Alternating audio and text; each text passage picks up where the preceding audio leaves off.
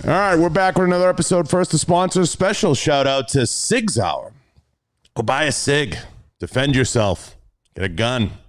Pulsar Thermal Imaging Technology. Get some thermals, guys. Right On Optics. Volquartsen Firearms. Of course, Blackwater Ammunition. Secure It. Special shout out to Secure It Walls. All the walls you see behind me are Secure It. Rhino Metals.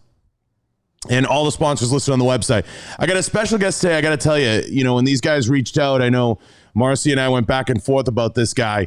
What a fucking jacket on him if you got a chance to take a look at it, Marcy, huh? This fucking guy's been around. He's got some mileage. This is supposedly, and we'll get to the bottom of it, the first Soviet-born commissioned officer? Yeah. Well, I got to introduce you. Don't say anything. The first Soviet-born, right? I was born, yeah. We got Captain. Do you prefer Gary or Yuri? Well, I prefer a real captain, not an army captain. Okay. I'm a Navy captain. Captain. Right. Captain Crunch. Well, Captain. better than Mr. Softy. So, talk to me now. This is a crazy story. Right. This life that you had, I mean, there's more bullet points here than I've ever seen. So what got you here and just take me through what it was like growing up at that time in the Soviet Union and getting to that place, because that's really one of the most impressive things I've ever read. Thank you, John. Thanks for having me first. Of course. I grew up in the Soviet Union in Moscow. I was born in Moscow, and I went to school there, and somehow it turned out to be that I was the only Jewish kid in the entire school, and it was during the fallout of the Israel and Russia, and the Jews were like second-class citizens and were the enemy of the state, and I had to realize that very early in my age. So eventually my father became like kind of a dissident. My parents were both doctors. My father was a professor, and eventually it took us about 6 years to create a story so the Soviets would let us go. And one of the things was my mom was a psychiatrist, so she had a practice. Well, no, I mean, there were no practices. Everybody worked for the state, but she worked for a state hospital, and she was able to create like a medical record for me that I was mentally sick. I was mentally unstable, so I was not good for military service. So that I would not be drafted into the Russian army, because the Jewish kids did not have a good time in the Russian army. So I was I was in the fights all the time at school, and eventually, so it took us about 4 years, I'm sorry, from 72 to 76, 4 years. And then my parents were allowed to leave. So we packed up very quickly and left Soviet Union, ended up in a refugee status in Italy and Austria. And I've seen a United States Marine in the American Embassy when we went to apply for a visa to go to the United States legally, I want to say. And when we came to the United States, I said to myself I wasn't going to be another Jewish kid that opened up a deli or became a doctor, which my parents wanted me to be. And I said I was going to be like what this guy was in the embassy. And I decided to join the Marine Corps, but my English was not good enough. So my father said, well, let's be an officer. Let me make a long story short. I ended up in the ROTC, and I thought that's all I had to do. But then they said, no, you actually have to go to classes and pass courses. I couldn't pass Composition 50. Right. And I ended up taking all the courses that did not require return paper. So I ended up, there was a major called pharmacy.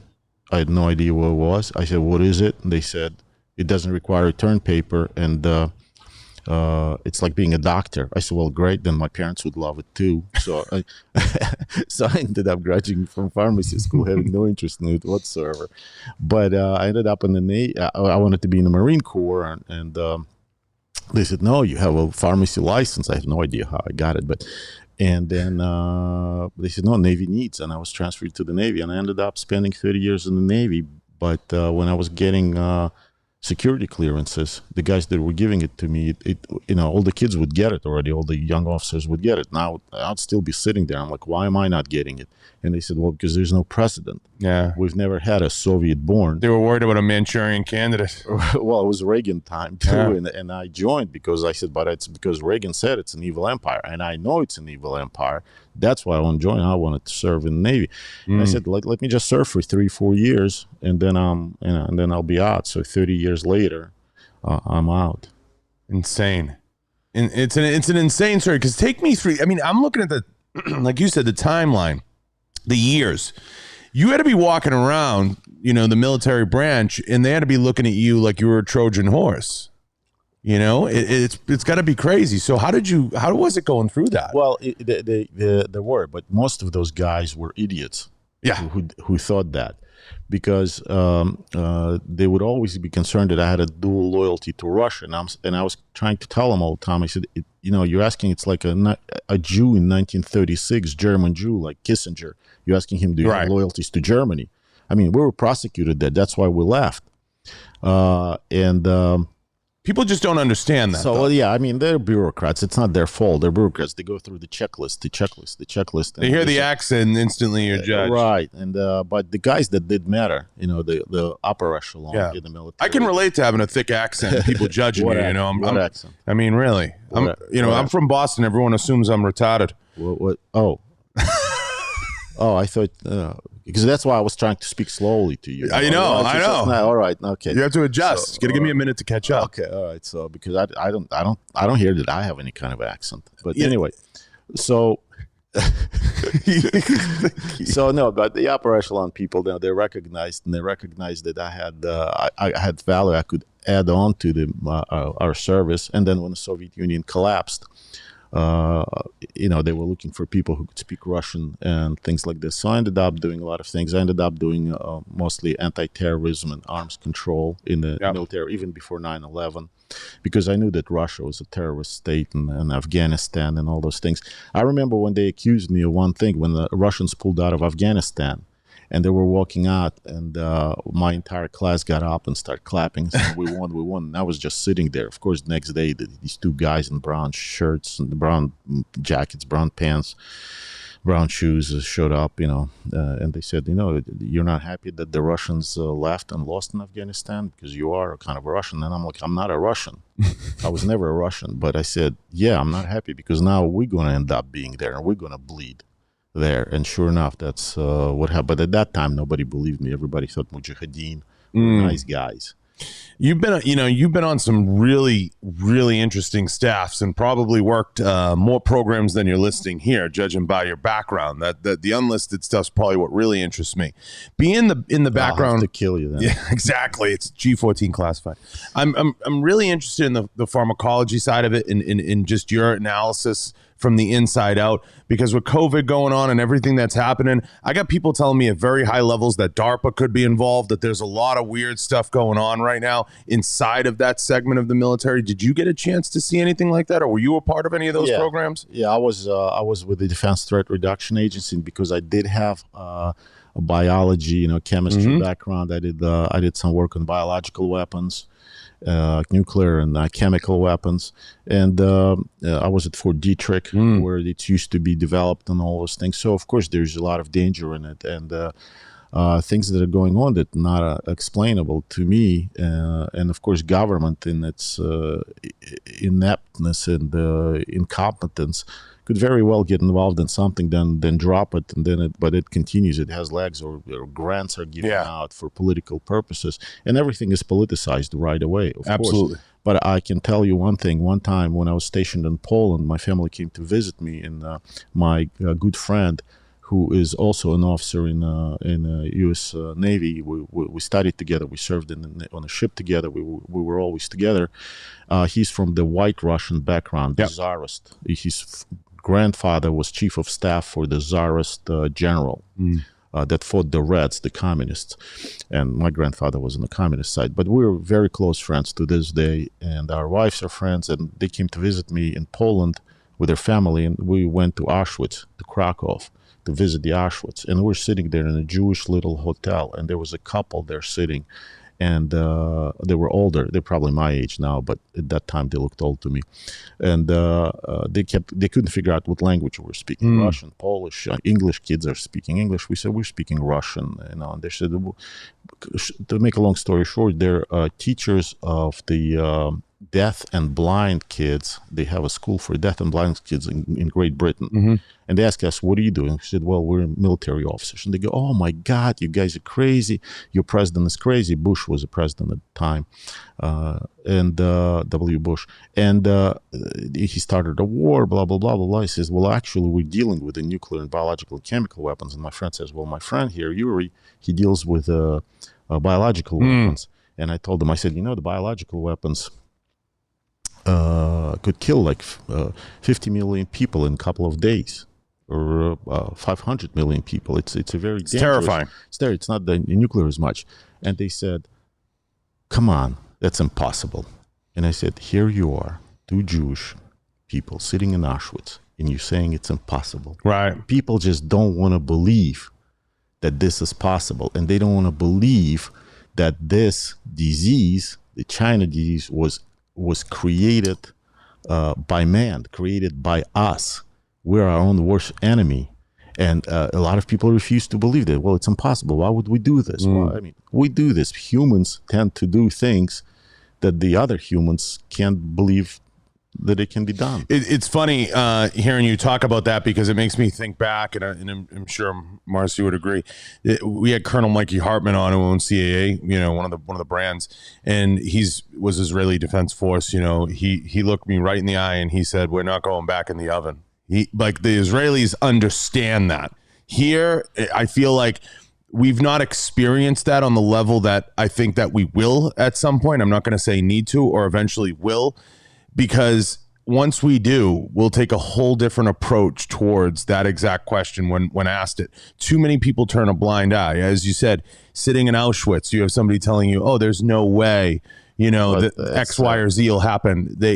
Half of Americans are acting that way. Yeah. And a lot of American Jewish people. I'm surprised that was my biggest frustration is with the American Jewish population, because no matter what Trump did for the Jewish nation, and I'm talking about nation, not just Israel, but American Jews as well.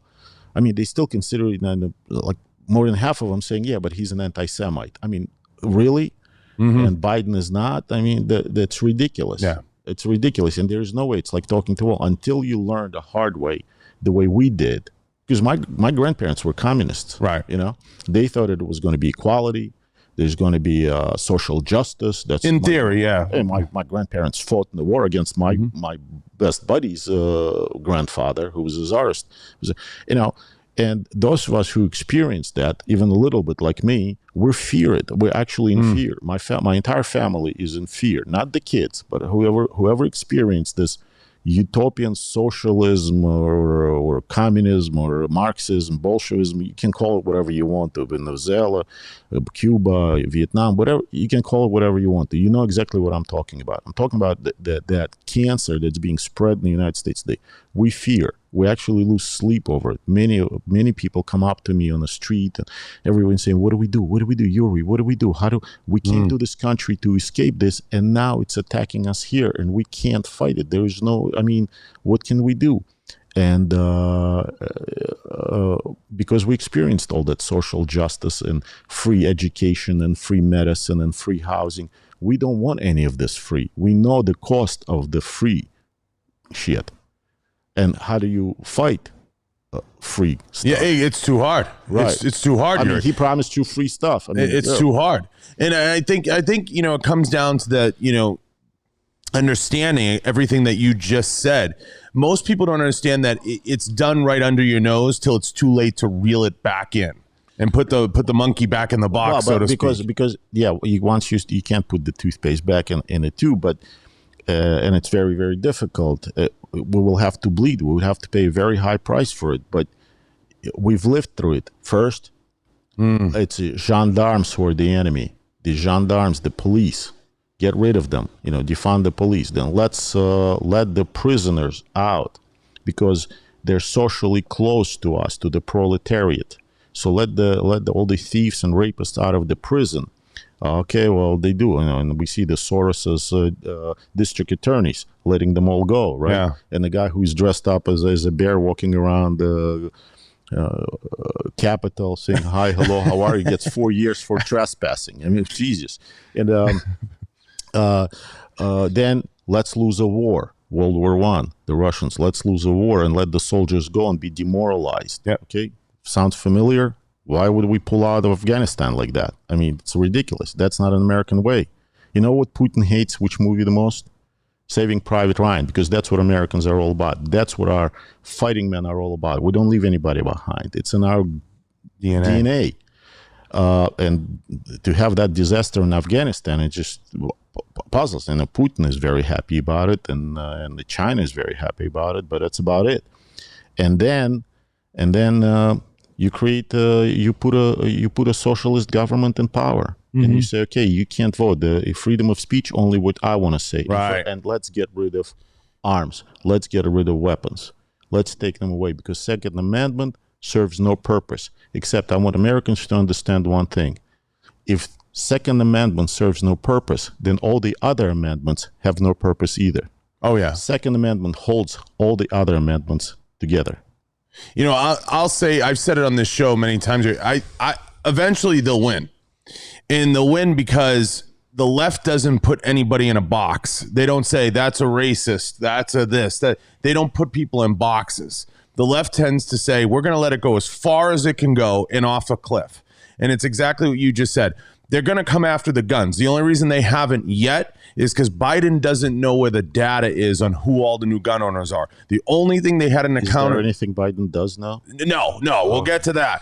But he didn't account for the amount of people that would go out and purchase firearms because they were scared. So I think in this model that we're living through now, the mistake that they made was they started the ball rolling before they took the guns.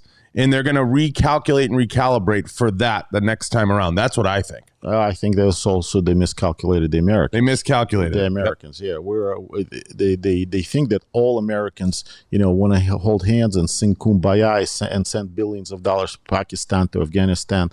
No, most of us don't want to do that. Most of the Americans want to live and being protected and respect the police and respect the military and have a strong country. The way I was thinking, when was America the strongest? When was America the best? When did we all decided that we want to be Americans? It was in the 50s and 60s, early 60s and 50s. Why? Because 90% of our congressmen and all of our presidents were in combat. They were all I agree with that. I have a theory on that. And willing to die for this country. Now, there's only less than 10% of our representatives who've been in combat, who've been in the military, and they're there for a wrong purpose. They're not there to serve the country. They're not there to serve the public. They're there forever. They're there like in a Politburo until they die. They don't leave. Like Nancy Pelosi. Well, Nancy. I mean, and McCain too. I mean, it's on both sides. Of course, they're there forever. I mean, you want to serve your country. It's like in the military, or you serve a certain amount of time and then you go. Let the other people take over. Yeah, the problem with elected officials in the United States, we've talked about this very openly on this show, is you have the folks that get in and they become institutionalized. Trump liked to call it, MAGA liked to call it draining the swamp. That was what was used. That was the promotional word that was put out there.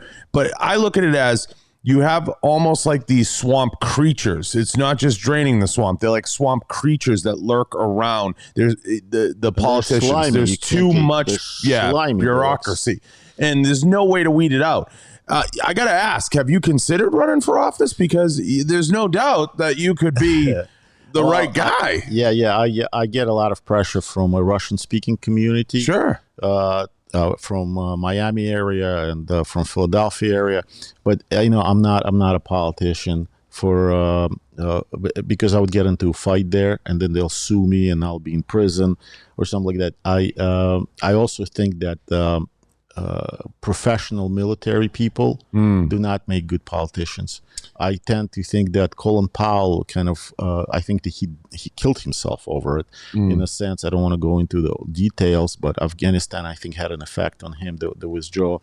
I think General Mattis we just don't make it very well in a world of politics. Right. And people who've served 4, 5, 10 years, and then they make a good politicians because they know both ways. But once you have that bug in you, that when you've been in the military 30 or more years, our DNA, our mentality changes. I don't think I would be serving our country well if I would be a politician. If I would be an appointee, some sort of, and I would work for somebody like Trump or for somebody who I believe in as a true politician, as somebody who serves our country, and I would be an asset to him as an ambassador somewhere, or as a representative somewhere, or an advisor of some sort of on Russian-Ukrainian affairs, maybe. Yes, then I would be honored to do that. But a politician, I would not make a good politician. I feel that it's like the thing is when you go for a job interview and they say what's your weakness, in the interview they say, well, my biggest weakness is I tell the truth. And they say, well, I don't think telling the truth is a weakness. And he says, well, I don't give a shit what you think, and didn't get the job, So sometimes as a politician, you have to say things that people want to hear, and it's not working with me very well.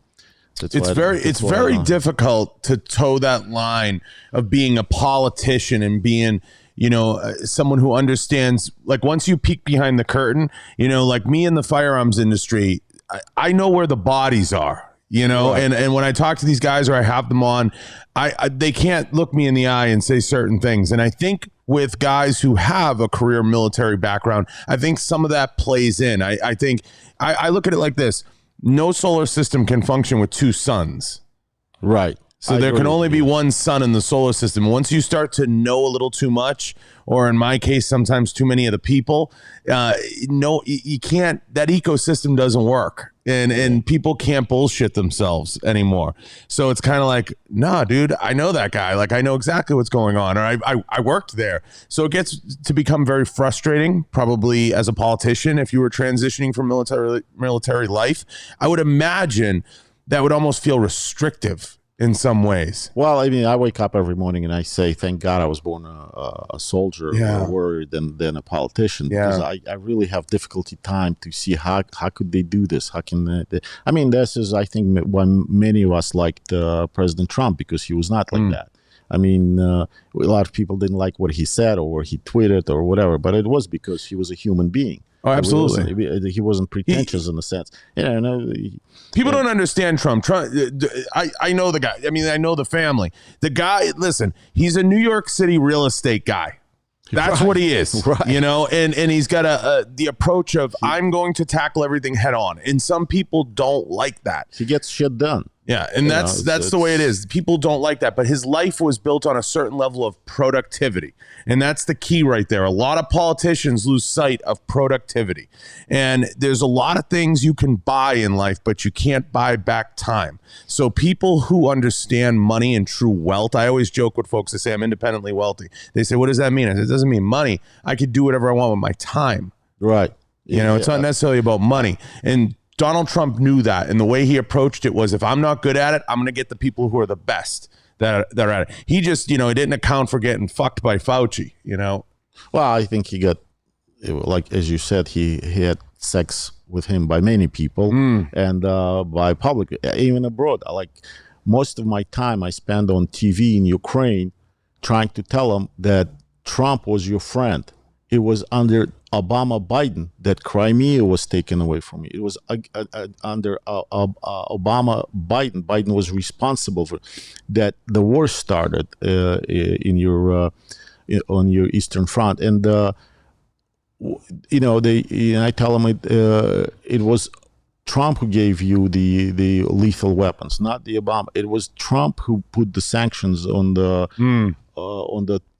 oil pump on and Putin was staying quiet at the time. Now it's all coming back, and now you're facing a war again. And again, all of the TV stations in Ukraine, most of the politicians, all of this political advisors and experts are saying, no, Biden is our friend. Biden promised us that when he comes, that Putin is not going to be in power for too long. When he comes, Putin is not going. He's not going to be a. They're trying to sell Biden, and they continue to do that. They have Russian troops mounting at their border, could be attacked. I mean, although I think it's a theater, it's another reason to give Biden a Nobel Prize for peace because it's all going to dissolve. Meanwhile, he's attacking Kazakhstan. You still continue to say, no, Trump was evil. For what reason, nobody tells you, just nasty guy. But Biden is the most experienced guy. He knows how to deal with armed conflicts around the world. He knows how to deal with the politics. He knows how to deal with the diplomacy. But Trump was evil. And there's nothing you can do. It's like banging your head against the wall. And I wonder if there is some kind of a other attack. There's a biological attack, there's chemical attacks, there are nuclear attacks where it's a mass destruction, weapons of mass destruction, and there must be another weapon of mass destruction, and it's social media. It's probably the most dangerous. Yeah, that's weaponized completely. It's weaponized, and actually there's my friend is sitting here, he's trying to create a new social media called Theatron. It deals with the weapons and the Second Amendment and the freedom in America. He's also Russian-born. He was actually born in Ukraine. This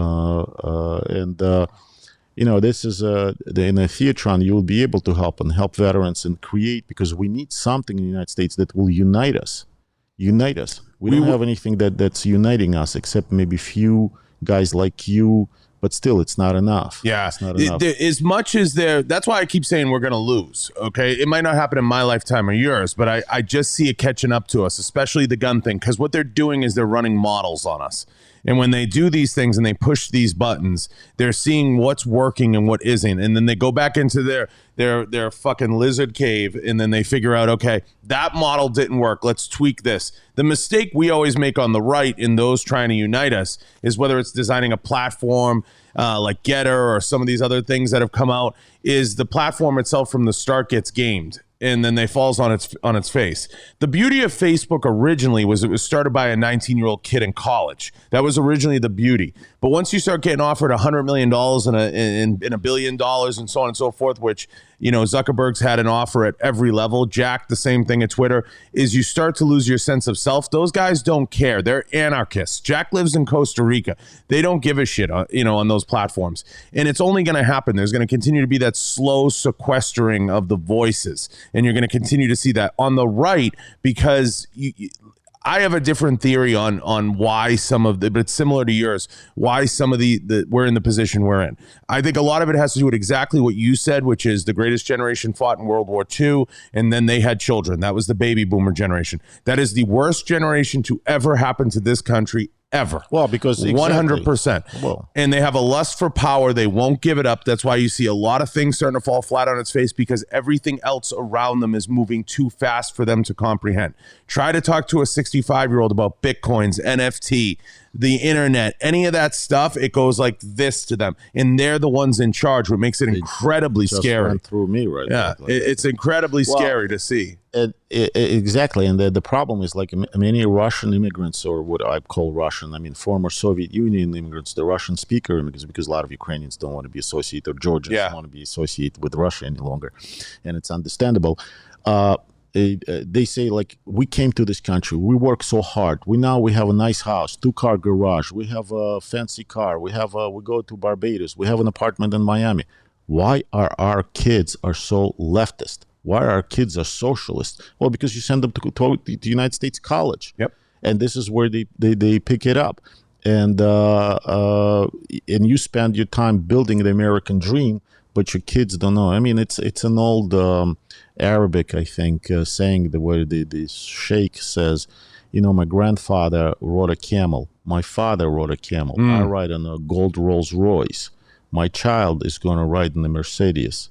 My grandchild is going to ride on a camel again. I mean, this is just this is a cycle that I think we live in. The tough times, they create strong people. Yep. Strong people create good times. Good times create weak people. Yep. And weak people create 100%. Lousy times, tough times. It's a progression, and it does happen, and it can be a cycle. We can snap out of it, but like you said, when they start to do forced extractions from certain areas, and they start to demoralize troops, and they start to demoralize police.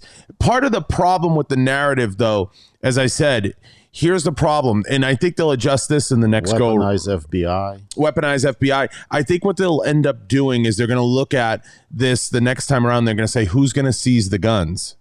Because you can't demoralize the military and the police and then say, we got to go kick in your neighbor's door and we have to take the guns away. Well, I mean, the Soviets did that. And, they did that. They took and they said, well, who's going to patrol the streets? Well, it's going to be revolutionary sailors who were drunk and, and raping and robbing people on the streets. And then they said, okay, well, let's bring, because first they said, okay, everything is free. Housing is free. Everything is free. No police, no jails. Everybody gets whatever they want. They see it doesn't work. The harsh dictatorship comes around, and then the secret police comes around, and it all comes back much stronger than what they were fighting against. So hopefully, I agree with you. I think it was a different battle. I agree with you. I think we've lost the battle. But I hope we didn't lose the war. Exactly. I think we got to regroup, and the social media is going to play a huge role in it. Yeah, regrouping us so we can defend our country, the best country in the world that humans were able to create. Not perfect, but nobody were able to create a better country than this. There were different barriers in the Soviet Union, and just like there are different barriers in the United States. In the Soviet Union, it was a lot easier to topple the government.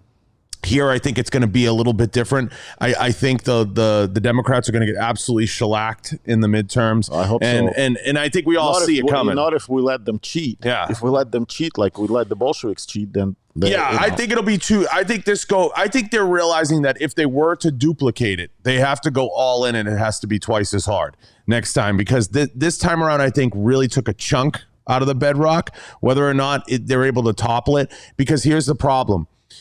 In the United States, the difference is it's a culture of like everybody already looks at their neighbor like fuck him.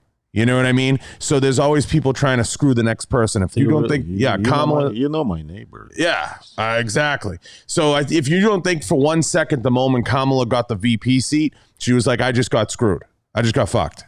Because she's unelectable, you can't do anything with her, and they only put her there because she had the deciding vote. This mental picture now. Do you mind? It's awful. It's disgusting. And here's the thing: in the United States, there's a lot of that. We're not docile enough. We're much more aggressive, and I think I think the model this next time around is going to have to account for that. And Biden's just too old, and the story of him being an invalid is just too rich to pass up. And the media is already starting to turn on him, and that's the problem, because they're realizing he is the story. It's already starting to happen a little bit. I don't really even think it's, again, I'm not a politician, but I don't think he's really in charge. I don't think he really runs anything. I think somebody's behind it.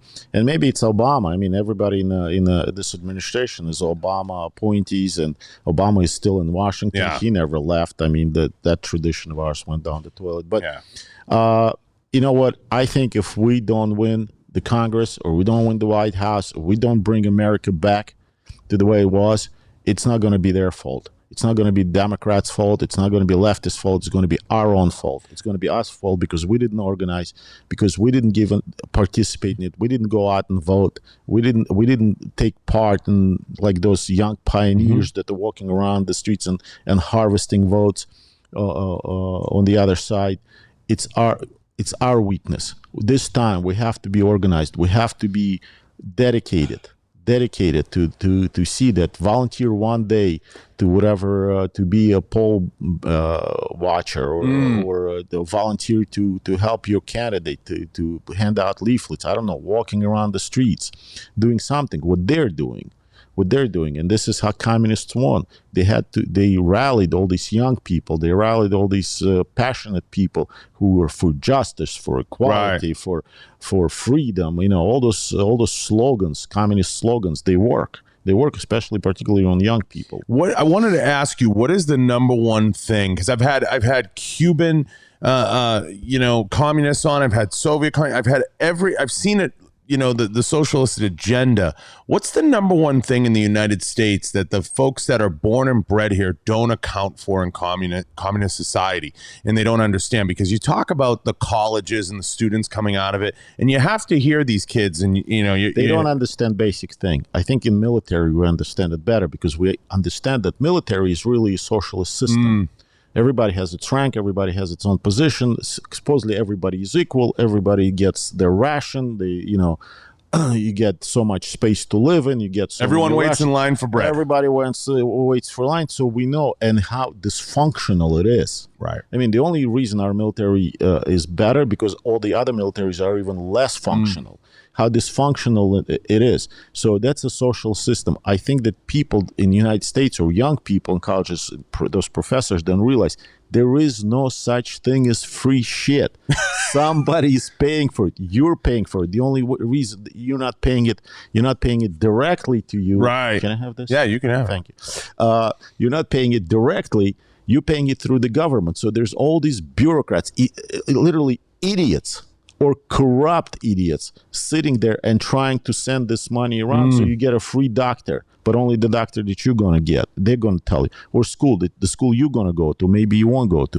So they don't understand somebody is paying. You're paying for it, just not, you don't make a decision in how you're paying for it. Some idiot makes that decision for you. Some corrupt idiot makes that decision for you. So in order for you now to go to the school you want to, in order for you to go to the doctor you want to, in order for you to watch what you want to watch on TV, you have to bribe that official to do it. Right. So you end up paying twice or three times, and the system, and of course it doesn't work. Look at Venezuela, look at Cuba, look at Vietnam, look at China.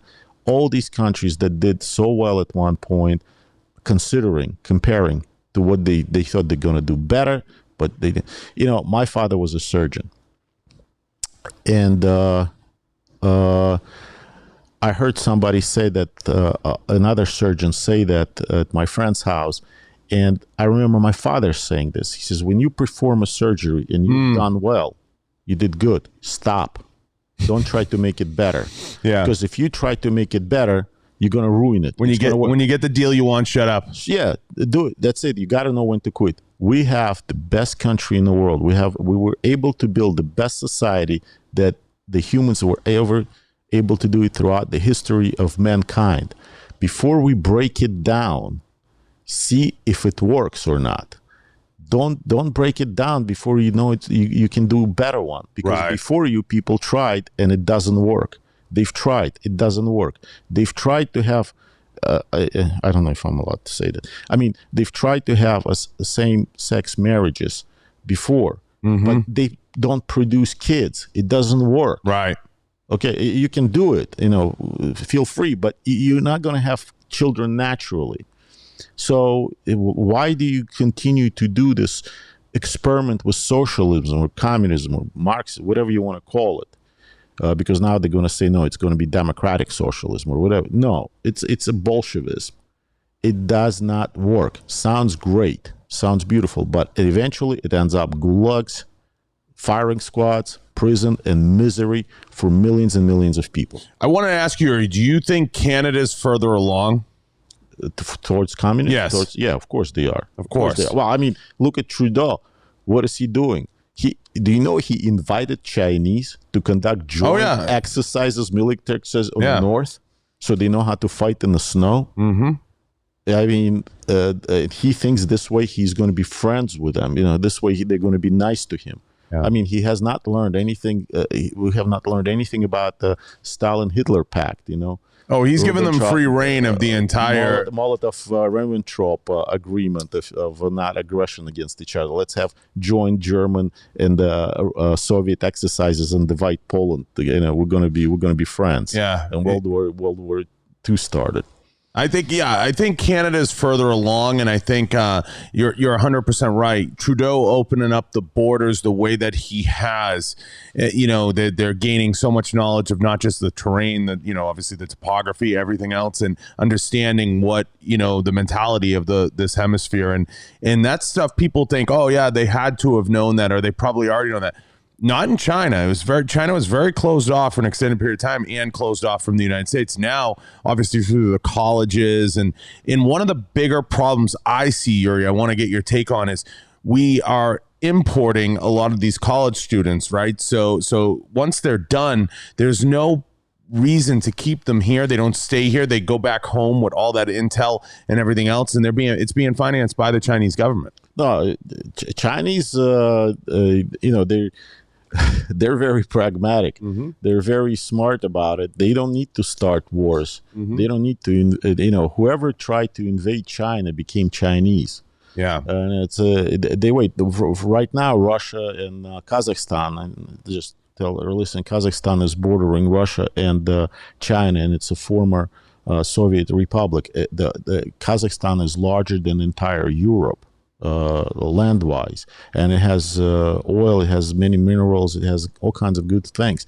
And the Chinese, they're standing there and they're watching how Russia and Kazakhstan are going to fight, like in Ukraine. They're not. They're telling Russia to back off, but they are getting advanced. And of course, they're stealing everything. They're reverse engineering everything. So the more you look at their ships, the more you look at their airplanes, the more you look at their missiles now, they more and more look like ours. Yeah. So, clearly that they're, we must have the same engineers with them, or they're stealing it from us. It's one or the other. And of course, China is building up their military quite in advance. And again, our administration, for some reason, is not paying attention to it closely enough, because we're like Russia.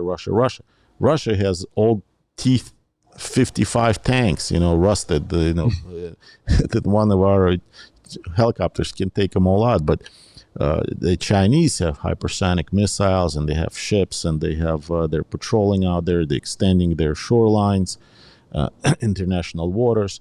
They're starting to be more and more aggressive, but they're waiting for us to exhaust ourselves, and then they'll take over. Yeah, I think what the Chinese did that was smart was they looked at how we managed in the United States to get through the Cold War. I think they analyzed a lot of that and the practices we used, and they're essentially doing something similar. But when you look at social media and how they enhance and they amplify certain messages, and that's a lot of what goes on from what I'm hearing from the guys I talk to, they're very concerned with a lot of these bad actors and the amplification of a lot of voices. And in people who say, yeah, I could see that makes sense. What they don't understand is they're continuing also to finance and amplify the voices in politics and inside of the institutions. John, if you look at our universities, the biggest grants, yes, all of our universities get from China. Yep. It's a Chinese grants. If you look at our media, most the stock is owned in our media is by Chinese. Chinese are everywhere. They're quietly but very smartly, they're investing in China through us.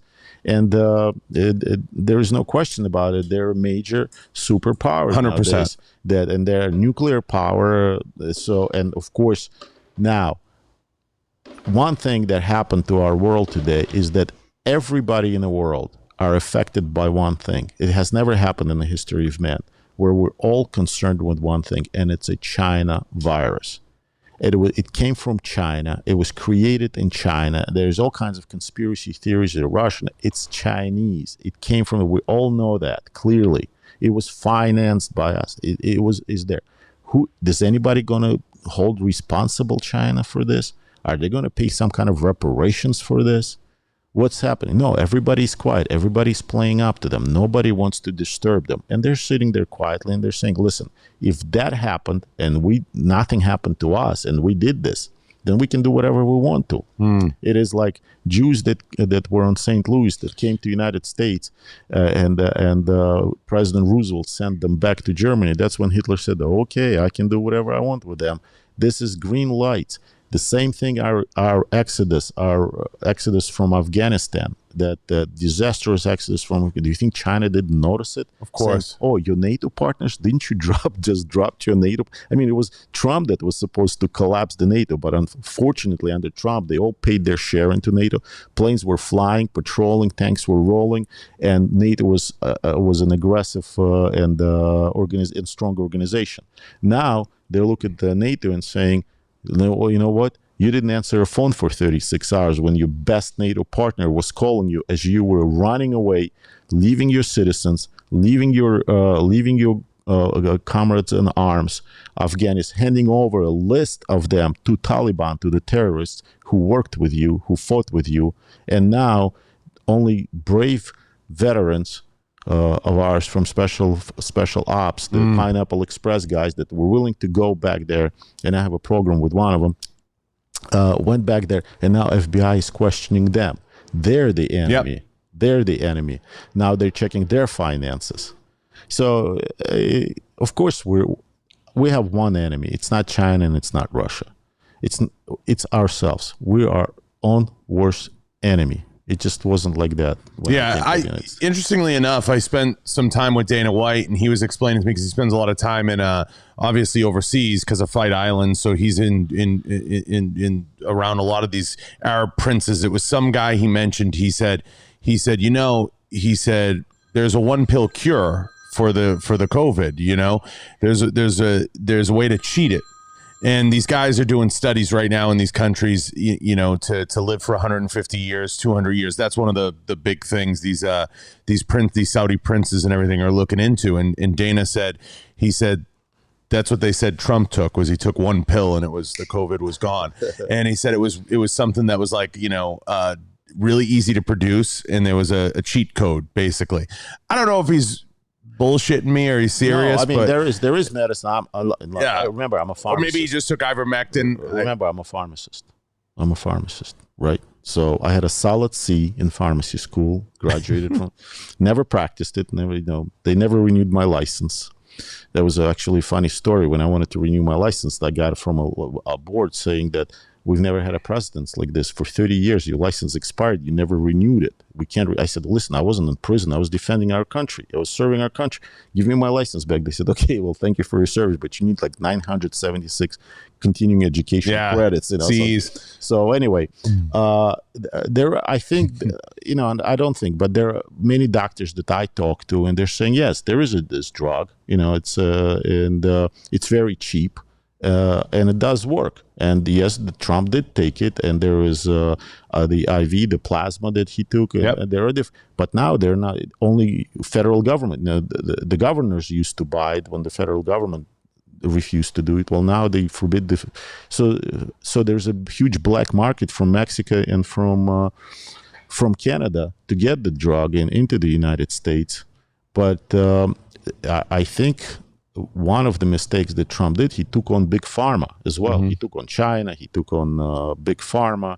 He took on Congress and Senate that they shouldn't be there forever. There should be time limitation. He took on too much, but Big Pharma did not forgive him for that. No. I do. And as a pharmacist, I believe there is such thing as Big Pharma, that they want to, look at the building Pfizer is building in New York. Right. Did you see that building? It's insane. It is insane. The future of our cities is, the skyline used to be laced with insurance companies. It's going to be laced with pharmaceutical companies. And I think in the future, you're going to see pharmaceutical buildings just like you'd see a Mass Mutual or any of those insurance brands. And you can see also commercials on TV. They're right away. That's all they do is like talk to your doctor. Yep. Side effects. Talk to your doctor. Your face falls off. You lose weight. You diabetes disappears. Everything is curable immediately, instantly, like instant coffee. When you woke up, and I think that is a problem with our society. Maybe we just got too fat and too lazy. Well, for years, I don't have to tell you, in the pharmaceutical business, it's cure the symptoms, not the problem. They tackle the symptoms, not the problem, and that causes some of the mistrust. Because people wake up one day and they have all these cancers and they have all these issues. So, I think I see it a couple different ways. I want to get your take on the borders. Now, I think that my theory is, and Ed's Manifesto had an interesting take on this. I've had Ed on the show a couple times. He mentioned, I don't doubt that they could be opening the borders to allow in the insurrectionists that they want in this country for future generations to have to deal with. What's your take on that? And why such an exacerbated open door policy at the border? You're trying for me to try to think like they do. I could never think like they do, or why right. they do things the way they do. A lot of people ask me, why do Putin do this? I said, I have no idea, because he's a KGB thug. and that's the way he operates. These people that are in administration now, and this leftist ideology is to get rid of borders. Let all of us. I mean, again, it was a Soviet ideology, Bolshevik ideology, proletariat of all countries united. Everybody is one country. We're going to have a world revolution, and everybody's going to be the same, and everybody's going to live, and we're all going to be brothers, and we're all going to be sisters. And I mean, maybe Jesus Christ tried to do the same thing. I mean, I don't know. There has been attempts in the world all the time, and I think that, to be honest with you, again, people like call me Trumpist, rather Trumplier to be called, but I'm not Trumpist or Trumplier in that people say I love Trump. I don't love Trump. I mean, I actually love, one woman and 2 kids and 1 half dog. I don't, it's not love. I just make statements and facts. This is what he did, and this is where he was going, and this is what he said, and this is what he did. Just facts. There's no love in it. But I think that present administration, present cabal of the leftists, they hate America. I think they hate America. They hate guns. They hate independence. They hate freedom. They hate freedom of speech. They hate people. That's why you don't see them among people. Right. You don't see Pelosi going into the store and buying a loaf of bread. You don't see them among us. They have those huge walls around their houses, but because they hate us, they hate people, and they say, and they hate America. They hate what America stands for, and they were able to fool many Americans, saying, "No, this is love. This is love. We're spreading love this way." Well, you know what? If you listen to Hitler was spreading love. He was saying, when he was putting his hands like this in a speech and he's addressing the people, and Mussolini, he says, "I love you. I want love. I want peace. I want peace in the world. But the Jews make me go to war with them." This is, and everybody, only if we could get rid of the Jews, everything is going to be fine. Does not work. They're doing the same thing. It's over and over the same thing. We never learn those lessons. They say they love you, but they hate you. I agree with all of that. It's incredibly terrifying. Now, I do want to get to who you feel controls the news, because the news is an interesting thing to me, especially the way that they've infiltrated into it. Idiots control it. Idiots. Now, no, the news control themselves. It's I have a very good Ukrainian friend who tells me, watch the suitcase, watch the suitcase with money. Wherever follow the money, follow the money. And of course, the news is controlled by a lot of money. If there is money in it, and if you're a politician, it makes money for you. If you have money, you become a politician. Right. Politics create. It's a vicious circle that's a very, very difficult to break. Few of us that will break away. Watch this. We're going to be banned on YouTube. We're going to be banned on Facebook. We're going to be stricken. But the news somehow they make it. They say this. They could say the same thing we do, but they continue to speak, and nobody shuts them down. It's interestingly enough that they accuse Trump of being a dictator, but he didn't fire anybody. He didn't shut down any of the news channels. He didn't shut anybody up. And it is him who was actually shut up. It was his rights, First Amendment right was taken away from him. I have a theory. I think they nationalized the news first. And I think the news was nationalized through all the different agencies sub-agencies that have been created by not just Bill Gates, but by the Clinton Foundation and by the different foundations that support all the news that comes out. That's money, right? That's money. And if you watch them, they actually it's like a Soviet news. It's like in Russia or Putin news. You watch them, and it's somebody written a script for them, because they say the same sentences, the same words. No matter which news you put on, it's the same sentence, it's the same words. Yep. It's 6th of January, Pearl Harbor, another 6th of January, another Pearl Harbor, 6th of January, another Pearl Harbor. I mean, it's they either plagiarize each other, or one individual writes it all up for them. It's amazing to me how many people associated with January 6th have now died mysteriously. Well, I think that killing Mrs. Babbitt was also provocation. They thought that if the black cop shoots a white unarmed woman, there would be a riot and there would be an attack on the Capitol. But it didn't happen. It didn't happen. So you could see that most of the people were the law-abiding people, peaceful people who, yeah, they were upset. They felt like they were cheated, like it was stolen from them. And I very often in Ukraine and in Russia, when I'm there on the shows, they ask me about motherland. There's this whole idea of motherland. What's a motherland? They say, Yuri, you don't have a motherland because you don't have that, or a fatherland, which, you know, in Germany and Russian dictatorial states. Right. I don't really understand what it means, but I tell them, you know what a motherland for Americans is? If you open up an American passport, on each page there's a quote by somebody famous, and in each quote there is two words: liberty and independence. Liberty and independence. Freedom, independence. For American, a motherland is liberty, independence, and freedom. That's our motherland. And if somebody is taking it away somewhere else from someone else, we feel it's being taken, it's an attack on our motherland. Because it's not empty words for true Americans, liberty and independence. It's not empty words. We play allegiance to it. We swear to fight for it. So, yes, and they have taken that away from us through the media, and again, it's a social media that's going to play a huge role in it in the future. I think. They stripped us of the First Amendment without us really even knowing it, never feeling it, and that's why I think the nationalization of media was the first step. Now, maybe they didn't account for social media and some of those type of modalities that play into it, but I think they do a pretty good job silencing the voices, as you said, but especially amplifying the voices that they want heard. So you go onto a lot of these platforms, we call them the blue check marks that, you know, rule the universe, because they don't want to acknowledge or validate anybody with a voice. Trump getting tossed off Twitter was absolutely a mind-blowing thing. You're going to silence literally the leader of the free world just because you feel like what he says doesn't fit your narrative. That is one of the most insane things that we've ever lived through without a flinch. Again, I'm more known in a Russian-speaking world, and there is a very, very famous satire guy, a very anti-Putin, very liberal, very freedom-fighting individual, very brave. I liked him myself a lot, and he said that it was correct. It was correct that they banned from Twitter and from Facebook Trump because he's dangerous. See, he's dangerous.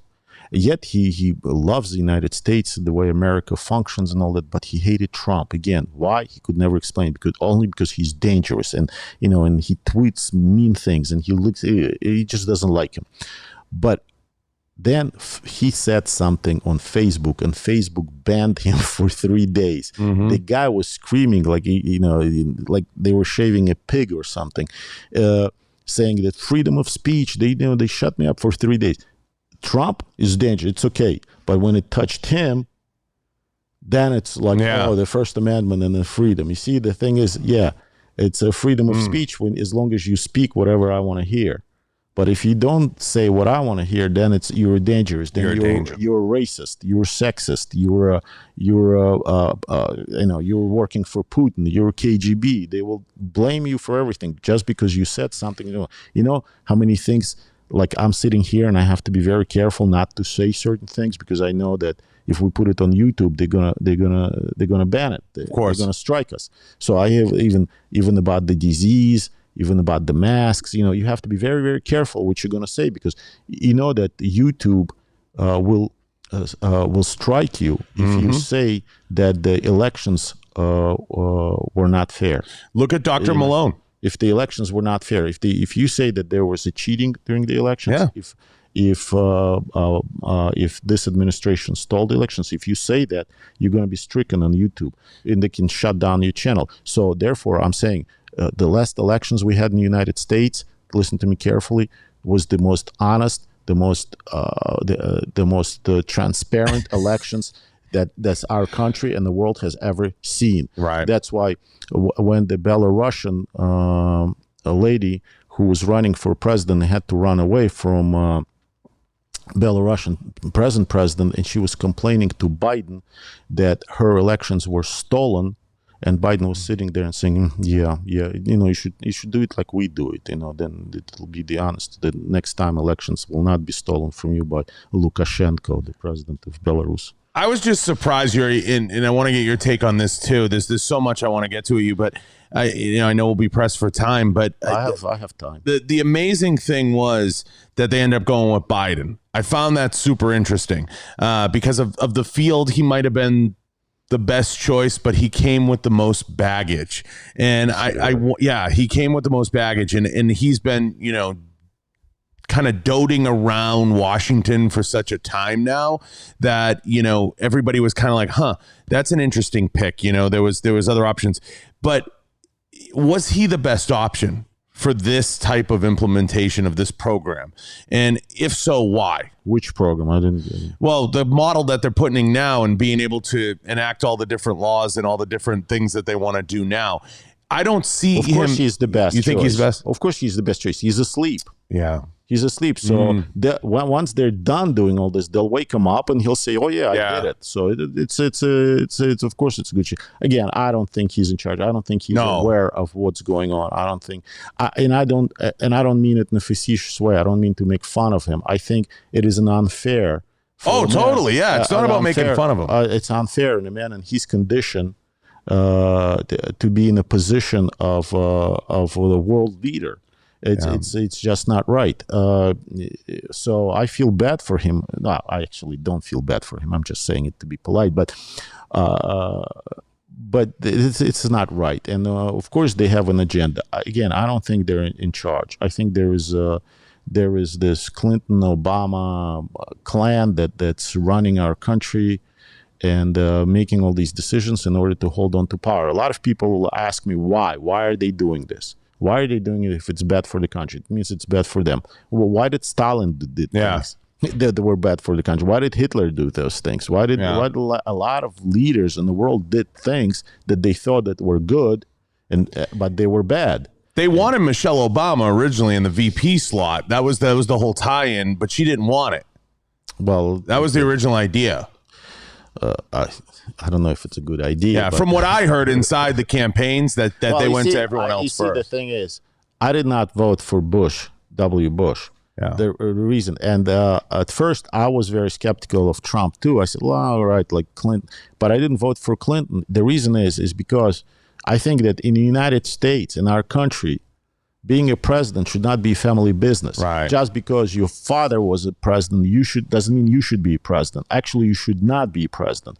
As a matter of fact, if your father is an admiral, you should join the army. If your father is a general, you should join the Navy or Air Force. It shouldn't be that stigma of your father's. Just because your husband was a president doesn't mean the wife now needs to be a president. It should not be a family business. Well, that's the nature of U.S. politics, right? So even at the lower levels, like look at the NRA. I have friends at the NRA. Jason we met happens to be one of my really good friends at the NRA. I love those guys over at Isla. But you look at the internal of a lot of these structures, the NSSF, NRA. It's very inbred, at least politically, and a lot of them are people's cousins, people's nephews associated with those types of jobs. So it becomes a grift in and of itself, even beyond the elected structure and the elective. Right. So usually it doesn't lead to anything good. No. It never leads to anything good. But within the American, political experience, we have all these, like I said, sub-tyrannical groups that kind of run the other groups. And it's something that's needs to change because you're not getting the best and brightest. You're creating equality of outcome at that point. Well, there are many experiments that were set up by it. You can't do that. You can't hand out rations equally to everyone. Right. You can't have a guy in a wheelchair playing on a national basketball team or on a dance because he has no legs, because it's equality and we should be equal.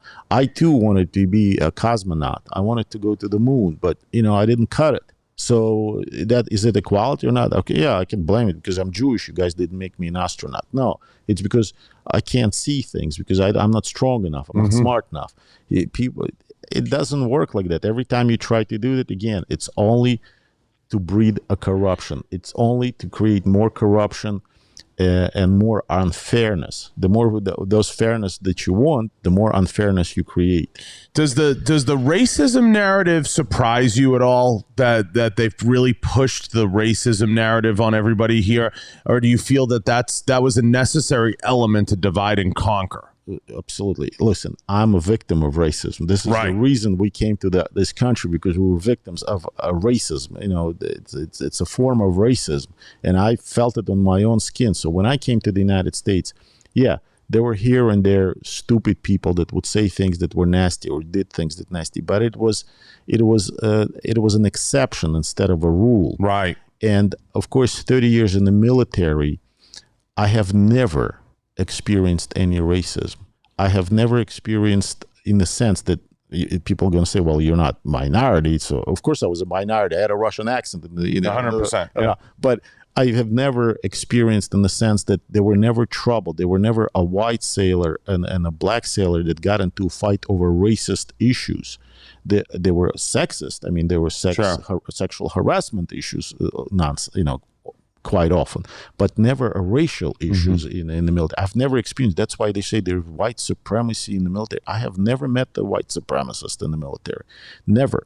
I had somebody come up to me and use an N-word or anything like that. Right. So I have never experienced personally. I'm sure it happens. I'm sure but again, it's an exception. It is not making a big deal. Just recently, there was an attack on a synagogue in Texas. The guy comes in. They're saying all the media is saying he's a British citizen. Did you see this Anglo-Saxon guy, British citizen? Did you see Amalek Halim? And he demands to release a huge terrorist, a Taliban supporter, a female that's in prison for life. I mean, she's like 2,800 whatever year that she's going. We're going to have a second coming of Christ before she's released, but. And and they say, no, it's not a synagogue attack. It's not. It has nothing to do with the Jewishness. It's like, because God forbid you're going to say that it's an Islamist fanatic, then you're going to be Islamophobe. Then you're going to be labeled a racist. So the FBI is scared. The police is scared to put a label on an individual. The guy is an Islamist, fundamental terrorist. And it has nothing to do with Islam or a lot of Muslim people that I know that are actually protest that, because they're saying by more you're trying to cover up and pretend that it doesn't exist, the more people resent us. The more people resent us. It's a lot of, I remember I had black sailors come up to me and says, we don't like being called African Americans. We're Americans. You're not being called European Americans. You're Americans. We're Americans. We don't like that, because some did, and that brings just a split. We're all Americans. We're not Russian Americans. We're not Jewish Americans. We're not African Americans. We're Americans. There's a big desire, Yuri, to secularize. That's why I like military, because there we're all Americans. Yep. There's a big desire to fracture and create these clans almost. And you see it playing out it's plain as day. And you see these different groups and I like to call them bad actors within the group. And in our situation internally within the government, you have the FBI, you have the WHO, you have certain organizations that are affiliated with the government and or attached to it that have a lot of incredibly bad actors. And we see this with the rise of the whole January 6th narrative that they're trying to create. They're trying to make that a 9/11 moment in history. They're trying to make it the left's 9/11, because the worst thing that happened after 9/11 was patriotism, right? Everybody became insanely patriotic. And we talk a lot about, the opportunity of using the motherland, okay, as a call back to arms or to harken back to a time period. For us, it was always patriotism. That was the best thing ever sold to us, and we believed in it. And now they want to erode that. It all started with, we're going to kneel instead of standing. We're not going to say the national anthem. We're going to take this out of schools. We're going to take that out of schools, and we're going to secularize everything. And we're going to strip down everything that makes the almost like the force around everything, or the Holy Spirit around everything. We're going to take all that and break it all apart and fracture it, so we can create a divisive and secular movement within the structure that we already have, and topple the government from within. No, absolutely, and it's been done before in history. It's not something that they came up all of a sudden their own genius, and I think it was always that way. Like I always said, I used to say, I'm against burning American flag. I think it's wrong. I think it's just wrong, and you shouldn't be doing it, and it should be outlawed. But I said, but as long as it's our freedom of speech, First Amendment, I will defend that. Well, now I don't think I would defend it. I think it's wrong. This is where it started. Right. It starts with this things, and then they'll start saying, okay, well, American flag you can burn, but the flag of Antifa you cannot burn and you can't say let's go Brandon. It's now you can't say that. Again, I don't even want to say it if they're going to ban us for saying this. What if my son's name is Brandon and he's on a wrestling team and I'm going let's go Brandon? I mean, and I'm going to be thrown out of school and the FBI is going to investigate me as domestic terrorist. By the way, I'm cleared, took polygraph test. I'm all right. I'm not a Russian spy. Done it many times. But I'm just kidding. And so, I mean, these kind of restrictions, you sit there and you wonder. I mean, I've been banned because I said that have been stricken because I said that all of our generals have to be court-martialed because when I went through the biological weapons training, we had all these expensive masks and suits and I mean, it's $1 million suit, and apparently you don't need any of this. All you need is just I can't say that, but because we're going to be stricken, so I can't say a lot of things. So basically, thank you very much. I'm starting, and many of us from the former Soviet Union, we're starting to feel more and more like we're home.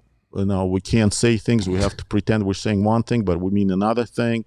The elections were the most transparent and fair elections, and everybody keep a 6 feet distance, 6 feet, 5 feet death.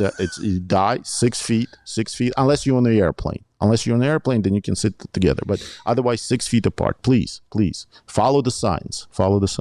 You're an interesting guy, Yuri. You really are. I love sitting with you.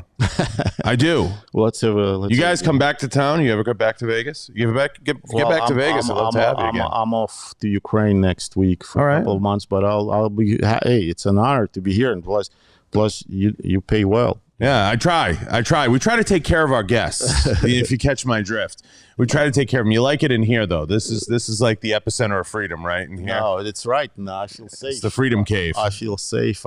Can I take one of You those? can take whatever you'd like. Listen, I love having you. Ukrainians would appreciate if you send it. They're getting ready for a big fight, so I'll try. I'll see if ITAR will let me. I also want you to, that. That not too many have named Yuri on them. So I appreciate it. I hold it up so everybody can see it. There it is. So everybody wonders where I get my coins. This is actually a Secret Service. The coin I play with a lot of times on air. People see me playing with this. This is a coin from a Secret Service agent that was given to me that passed. He's since passed. But I typically have his coin. But Yuri, I'm going to keep yours. Thank you. Right next to his. It's an honor. It's an honor, and please keep on doing what you're doing because otherwise we will lose. I appreciate this that. way. I was walking around. As a matter of fact, I was walking around and yesterday around the SHOT Show. Right. And my friend and I, my best friend from high school there, he said, you know what? It makes me feel good that we have something like this. We have hope. Yeah. Seeing these people here and seeing all these arms, we have hope. We have hope that the Second Amendment will stay with us. These people are not going to just give up and roll over. I don't think that they will. I think it'll be a while, Yuri. I think we'll be okay for a while. I do think if they continue to run these models, at some point they're going to crack us. And it's the second time, right, Joshua? Because a month ago we were here for a Jewish Republican committee. Yep. And we were walking around and saying, it's so good to be among normal Jews. Yeah, absolutely. I know exactly the event you were at. Absolutely. Listen, I love having you. And you guys are welcome back anytime. You get a great story.